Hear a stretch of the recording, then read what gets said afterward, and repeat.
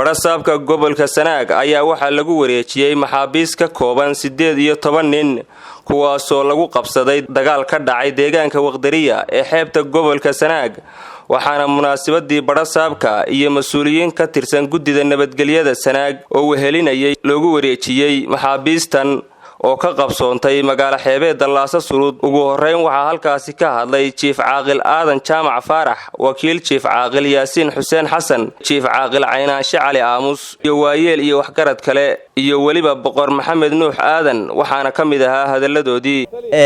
Aniga oo odaygii Chief Caaqilkii ergada hogaaminayay halka galabta waxaan ku wareejinaynaa 17 nin oo maxbuus oo lagu qabtay goobta Waqdariya. Waxaan galabta halka ka cadeynayaa inaanu 17 nin gudida nabadgelyada ee gobolka heer degmo iyo heer gobolba inay ku dhantahay aanu ku wareejinayno. Ninkii dhaawac ahaana xalay baa laga howlgalay, maamulkaanu ku wareejinay, maamulkuna caafimaad bay u direen. halkan waxaan ku wareejinaynaa maanta maxaabiistii lagu qabtay dagaalka Waqdariya oo 17 maxbuus iyo ninaan xalay wareejinay oo dhaawac ahaa oo maamulka nagala wareegay. haddii waxaan ku wareejinaynaa 17 ka maxbuus ee halka taagan. waxaan idin leenahay gacmo fulan nagala wareega maanta oo Ilaahay halka inagu kulmiyay. waxaanu maamulka gobolka Sanaag iyo gudida nabadgelyada ku wareejinaynaa 17 maxbuus ayaanu ku wareejinaynaa halka midna xalay buu ku wareegay.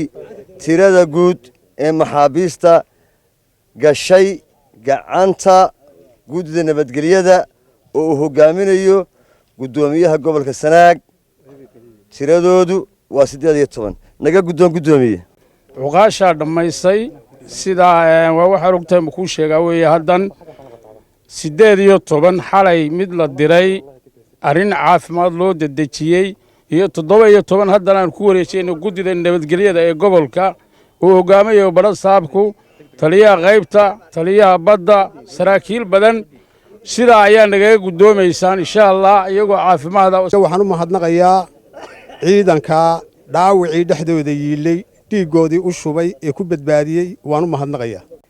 intaa waxaan raacinayaa adduunyadu waa shalay iyo maanta iyo biri.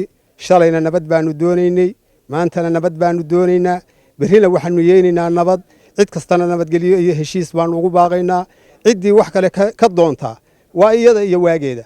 annagu waxaanu nahay beesha Laasa Surud oo ciidankana ku soo dhaweeyay maxaabiistan loogu keenay si habsama baanu u qabanay.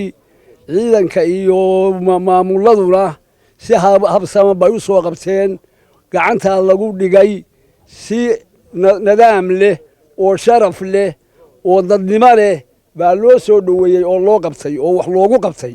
intaana waxaa maanta lagu wareejiyay gudida nabadgelyada.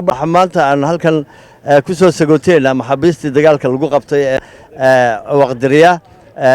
maxaabiistaas waa 17 oo nabad qabaan, waa dad walaalahaya ah, waanu soo badbaadinay. ilaah baa badbaadinay, dawladdaanu ku wareejinay.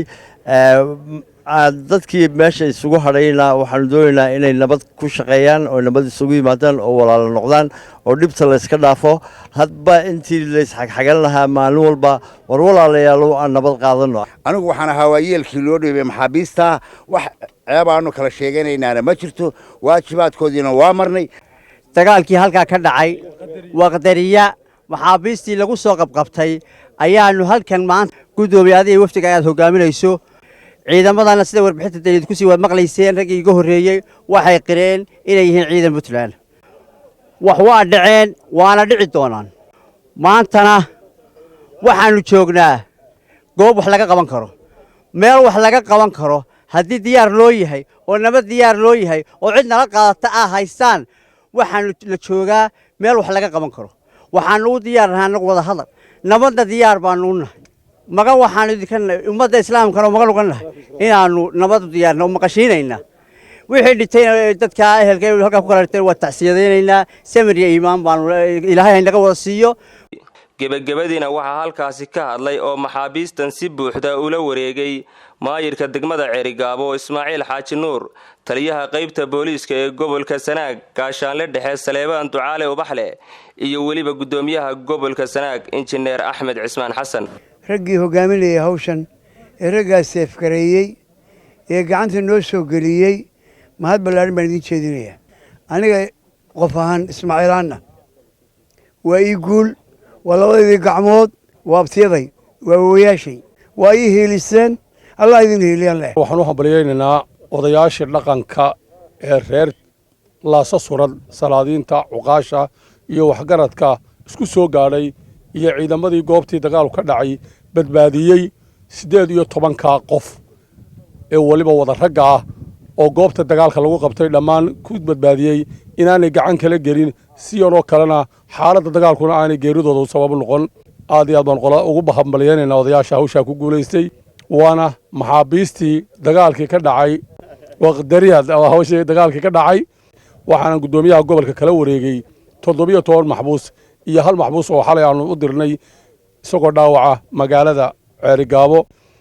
waxaan leenahay nabadgelyada ha la ilaaliyo.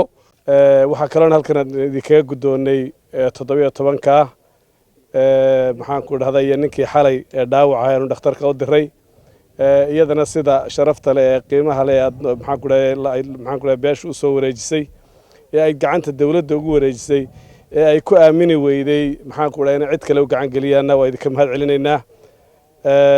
kolley mas'uuliyaddu waxay ku soo wareegtay xaggayagii, aniguna waxaan ku wareejinayaa taliyaha qaybta si uu amnigooga u sugo wixii hadda ka dambeeya. waxaan ku baaqayaa nabad, labada beelood waxaan ugu baaqayaa nabad inay ku wada noolaadaan. colaadi waxba ma keenayso, wada hadal iyo walaalnimo ayaa wax keenaya.